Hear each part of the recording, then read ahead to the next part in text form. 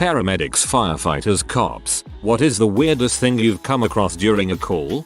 When I was on the FD, we had a call for a power line down at a cell tower up on a hill in the middle of nowhere. This was during a bad storm. Power company trucks were all tied up already when we got turned out. We get there and the power line for the cell tower is lying in the road. There is a number on the shack at the bottom of the antenna, so we call the number while trying to get a hold of someone from the cell tower, which is running on a generator and possibly still energizing the line that is laying the street. We realize the door to the shack is unlocked, so we're all standing inside it out of the rain.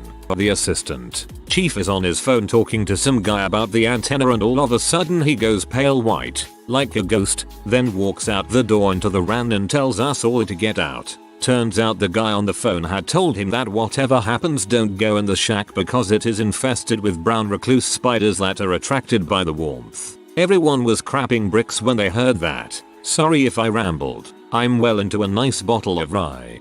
Oh, there was a time in the winter when we were looking for body parts in a field after a bad accident. Trudging around in knee-deep snow, this old timer steps on something round and hard and crunches it. He almost fainted. He thought he had stepped on someone's head. Turns out the field was an old pumpkin patch and it was a frozen pumpkin.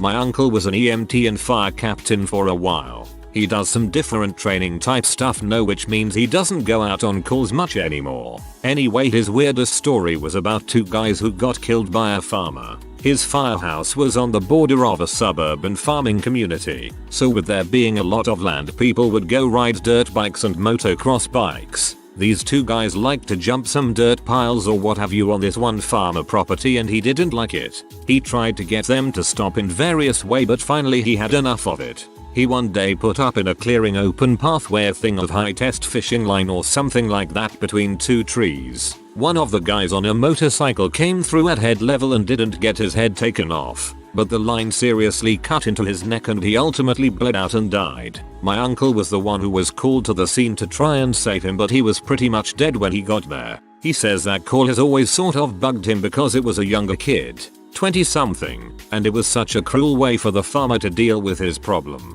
My mom's cousin was riding a dirt bike through the woods one day and hit a barbed wire at neck level that decapitated him. I get told that story every time I even think of buying a bike. Went out on a wreck where these two out-of-state kids overcorrected, veered off the road, hit a dirt hill, and landed in a tree. Neither of them were seriously injured, but it sure was a sight to see a brand new Tundra stuck in a tree about 6 feet off the ground. For our friends outside the USA, 6 feet, 1.8 m. Yeehaw. A guy had accidentally hung himself in his garage. He literally had a contraption he had built that held him in a harness. One of his arms controlled a rope that was attached through a pulley system with a corn cob at the end. As he pulled the rope, the corn cob did the job on his backside. The other arm controlled the same kind of pulley, but at the end was a noose that was tied around his neck. Needless to say, he pulled a little too tight on the noose end. It was a nice normal neighborhood and the guy was married with kids with a seemingly completely normal life. If autoerotic asphyxiation is wrong, I don't want to be old. Zlkchuk 7 Zito JNMV. I've got a few. I came to an unconscious, unresponsive young male in a bathroom. Massive bleeding. It turns out he was getting frisky. A plunger and his feet slipped out underneath him and it just ripped his hollow and solid organs apart. He was obviously DOA. Another was an old lady whom hadn't been seen outside her apartment for quite some time and wasn't answering the door. We knew she had died as we could smell her from outside. The fire department knocked down her door. I told the firefighter to go in and he was like, no way, it would be an emergency, fully knowing that she was almost 100% dead. Lights were all turned off and it was 2 AM, so each room I had to flip the switch. There were bloody paw prints all over the place, and in the bathroom, the toilet seat had been flipped up and there were bloody paw prints all around it as well. When I flipped the bathroom light, I was pretty sure what I would see, but it was worse than I had expected. The cats had started to eat her after she had died. I was 19 at that time. It seems I have scrolled too far down the comments, TT. I'll keep this one short. We responded to a call where a mid-50-something-year-old semi-frail looking male bit his early 20-year-old something son. who probably outweighed the father by about 150 pounds or so, about 25 times all over his body, everywhere, arms, neck, torso, legs. It was ridiculous. They were deep marks too, like he was trying to rip skin away. Apparently they got into an altercation over who knows what, and the wife mother had to break it up by threatening them both with a large kitchen knife which the police confiscated. But the kicker was, there were no drugs or alcohol involved. Another was when we responded to a child who fell and hit his head on a tire that was sitting in their yard. Why it was there, I have no clue. But anyways, I went to check his pupils when I noticed one was completely fricked up. It looked almost like a tiny cat's eye. I almost flipped an absolute crap because this kid seemed perfectly fine. Vitals good. Talking to us properly. But the size of his pupil when compared to the other indicated moderate to severe head trauma. Plus the whole abnormal pupil shape which I've never seen before. Well, after I flipped a crap to myself, I asked the mother. It turns out he was stabbed in the eye by his sister with a pencil when he was younger. This, my friend, is why you must always get a good patient history. My mother, who was a case manager for a while, had two interesting stories. A homeless woman who was a paranoid schizophrenic came into my mother's office with a severe infection in her foot. When my mother asks her if she thinks she's ready to be discharged, she proceeds to tell my mom that she did not have an infection in her foot but that she was turning into a pterodactyl. And the other is that another man who had schizophrenia explained to my mother that the voices in his head told him to cut off his dong and feed it to his dog. And he did. Okay, I'm an EMT. One of my teachers told me once about the craziest call he's ever received. He's sitting at the station and he gets a call for a lacerated finger. They arrive at the house and sure enough, a woman is sitting at the table with an extremely bloody finger. They patch up the wound and head out the door, and before they get on the truck, the woman taps him on the shoulder and says, "That's not really why I called you." And he says, "Well, what's the issue, Mom?" And she responded with, "I crap you not. I have razor blades in my fanny." Apparently this woman had a sleeping disorder, in which she would sleepwalk and put crap in her tea and butt. Well, I suppose that's a fairly decent contraceptive. I'm a volunteer EMT. A chubby lady in her 30s made a 911 for severe abdominal pain. It's 2 in the morning, so I just woke up, tired and drowsy. As my partner and I get to her house, the husband is there at the door and tells us it's no big deal. We walk inside and find the woman laying on the floor on newspapers surrounded by cats. Must have been 4 or 5 cats laying next to her, licking her tea. Yes, the woman was giving birth. She did not know she was pregnant. We saw the little baby being delivered next to cats. Even worse, they had their 4-year-old boy stand next to her as he watched his mother give birth in pain. The little boy was crying. The cats were still licking her. The husband was standing there like it was no big deal. We had to call our county back and update them about the situation. They sent paramedics to assist. The cops showed up before we even got there. Told us it was ugly. They were right. When I was still doing clinicals for my EMTB cert, I had a ride along with a company that serviced rural areas. The first call we went to was a woman with chest pains. We pulled up to a house that looked like it was made with toothpicks and styrofoam. It was a dilapidated shanty in the middle of the woods. Cue the drop of my stomach knowing this is going to be a weird one. We walk in and the floor is dirt. Not covered in dirt, actual dirt. There was a burn barrel in the corner, no electricity, and a dingy mattress on the floor covered in tattered blankets. The PT looked rather weary while I was checking her vitals and I could see the shame in her eyes. We put her in the back of the truck for transport. I gave her some nitro and tried to talk with her a bit. It was a really sad and strange thing, and it still sticks out in my mind 7 years later. Of course, we had a looped out drug user later in the day that was weird too, but only because I've never seen someone enjoy drinking activated charcoal that much. We were dispatched to an elderly couple's residence, with a woman calling in to report that her husband had fallen in the shower. Groans from myself and my partner as we bantered about who would have to deal with the soggy old man parts should anything be wrong down there. We reach the residence and are led upstairs to the shower, where we find a perfectly alert older man sitting down on one of those handicapped fold-out shower seats. The shortened conversation goes like this. "Hello sir, I'm John and this is Smith. We're paramedics and are here to help. How about we give you a hand and help you stand up? I can't stand up. Yeah, we know. That's why your wife called. If you let us take your arms, we can help lift you up.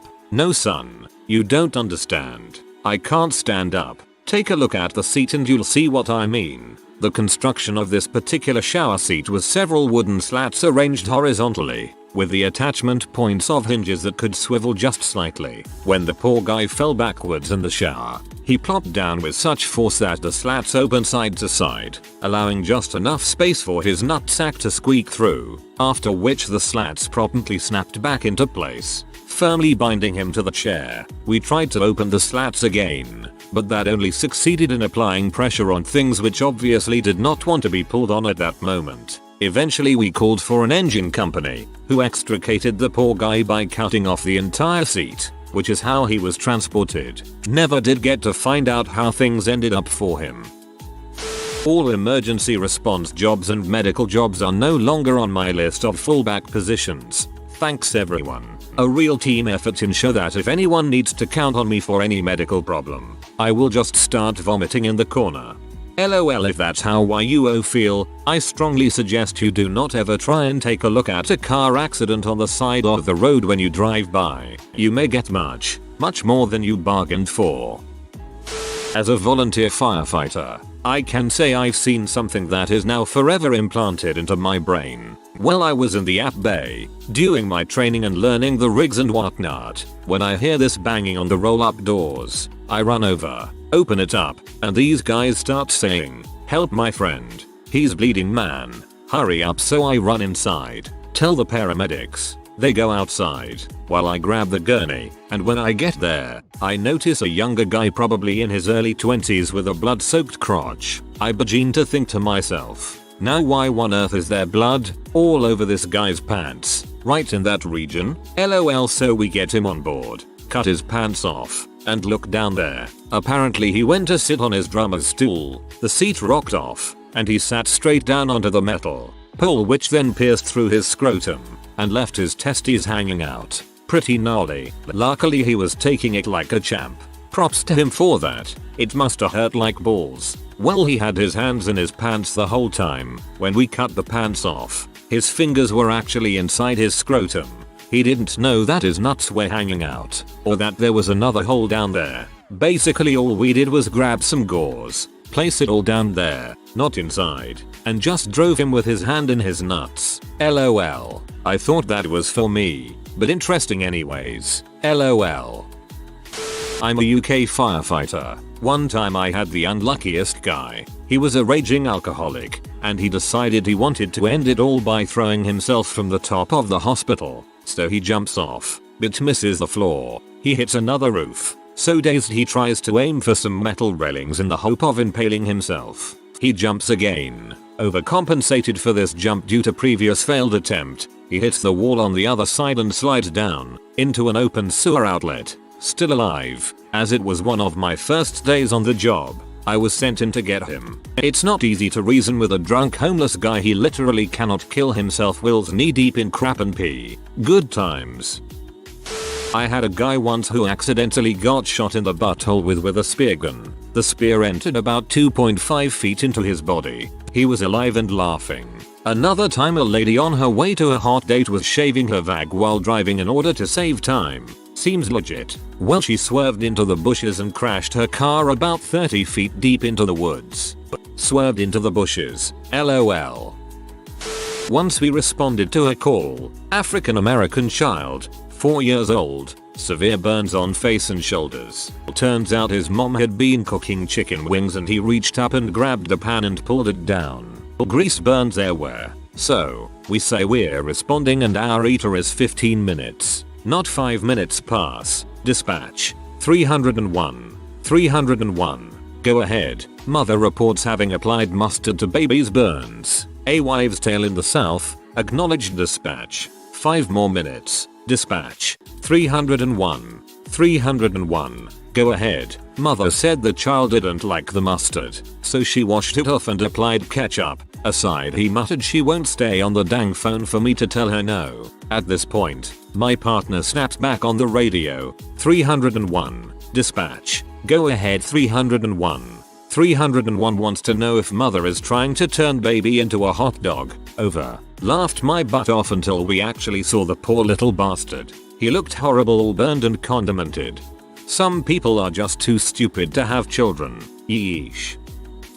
A relative of mine is a nurse, so she's not necessarily a first responder, but this is still a weird incident. One day she was doing a pelvic exam on a morbidly obese woman. She lifted up one of the lady's fat rolls for some reason, and under that roll was her hoss, still in the wrapper. She shows the patient what she found, and how does that patient react? The patient takes the hoss from my relative and proceeds to eat them during the pelvic exam.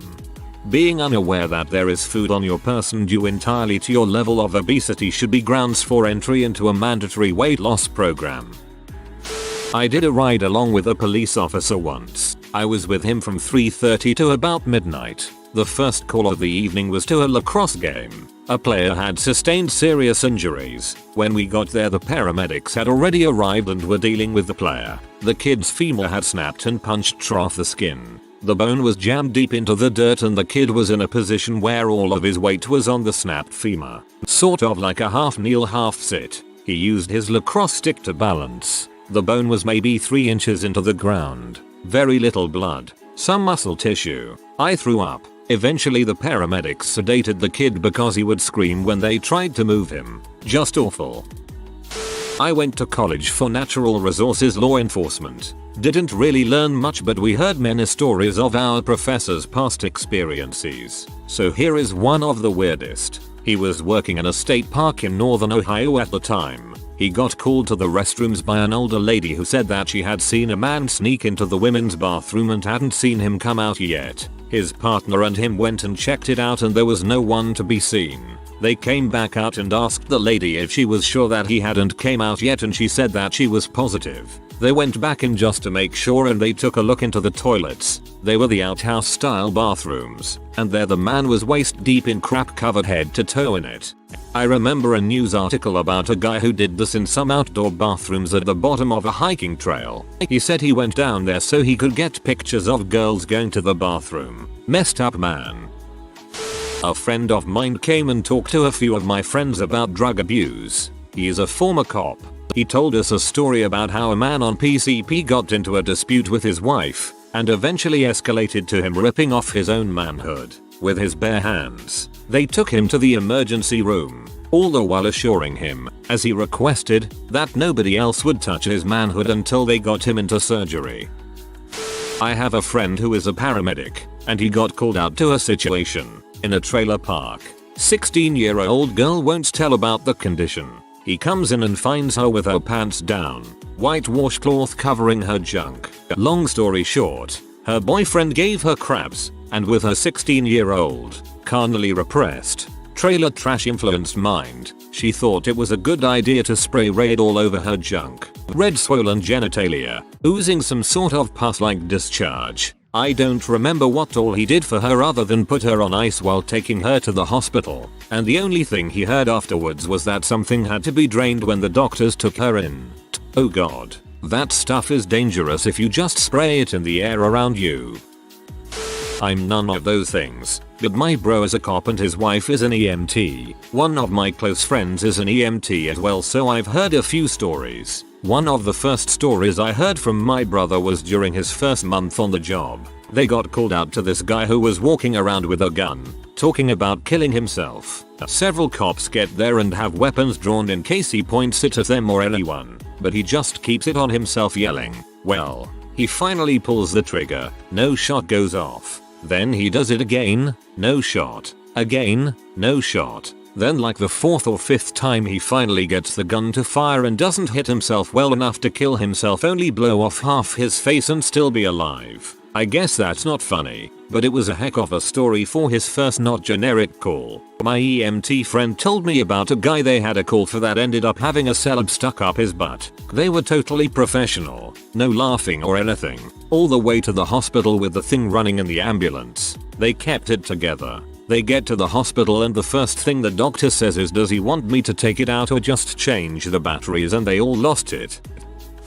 Cop buddy of mine once told us about a domestic disturbance call he got. It was 2 gentlemen. Gentleman A was inserting a mayonnaise jar into Gentleman B and inserted it more so than Gentleman B preferred. So, enraged, Gentleman B hit Gentleman A over the head with a frying pan whilst threatening to kill him. After the police arrived, the two had to be taken to the ER, one to be treated for blunt force trauma to the head, the other for the removal of said mayonnaise jar. The end. Thank God, I thought the jar might have shattered. A man, late at night, walks into a with a huge overcoat on backwards. On his crotch region is a huge bulge. The man asks to go see a male doctor immediately, with emphasis on the male. He walks into the room, takes off his overcoat, and there is a cat on his dong. He was fricking the cat, and because the human dong is too large it killed the cat. Because the cat died, all of its muscles clenched up and the cat was stuck on his dong. TLDR. Don't frick a cat. I cried a little. Friend who used to be an EMT responded to a call concerned a large woman with diabetes. He ended up becoming friends with her. Dude is seriously the most charismatic mother you'll ever meet. Later down the line, she had to get an above the knee amputation. Some time later, he came to visit her in the hospital. She was in a wheelchair. He was sitting in his own chair. She starts putting the moves on him, punctuated by rubbing her stump against his leg. Needless to say, they don't keep in touch. Rubbing her stump against his leg. I won't lie, that's kind of adorable. My father told me this story. He was talking to the firefighter chief. Apparently a naked black man broke into the firehouse, got into a battalion chief's office, and began smearing his poop on the walls. When the battalion chief got there, apparently he screamed like a little girl. Guy reached out the window and hit the electric wires with a curtain rod. No idea why someone would do this. When you take a big shock like that, there is an entrance wound where you make contact, and an exit wound where the charge returns to earth. Usually this is on the patient's feet, unless of course, in leaning out the window your junk was in contact with the windowsill. TLDR. Guy manages to burn his junk off completing a circuit. I used to work with a guy who was an EMT in Milwaukee, WI, and said that the stupidest call he got was for a guy who had a big zit on his face. The guy requested to be hauled out by gurney. Sounds about right. I had someone come in by ambulance last week because her foot had been hurting for about 20 minutes. For trauma or injury, was just sitting on the couch and her foot was, in her words, just a little sore, and I wanted to make sure it wasn't broken. Searching for a man's nose sliced off by his visor on his motorcycle helmet on first shift. I can't explain the physics, but his nose was sliced, not ground off on the road. With the amount of blood on the helmet visor, we assumed it was the sharp edge. A man with compound fracture of his femur that pieced his car door and pinned him to it. Yes, he went to the hospital with the inner interior part of the door still attached. A guy who stuck a shotgun in his mouth and blew off his head and good portion of the car roof he was sitting in. Old Volkswagen Jetta, now with a sunroof. A steel door leading to a marijuana grow up in a house that had a pit dug in the floor on the other side with landscape beams with spikes in them as a trap. Basically, they had it set up so if you kicked in the door and rushed in to rip them off, you would fall in the pit as soon as you rushed in, as you would not expect it. Vietnamese punji pit style. If you are new to the channel, you can subscribe. I publish new videos every day. Until then, check another video.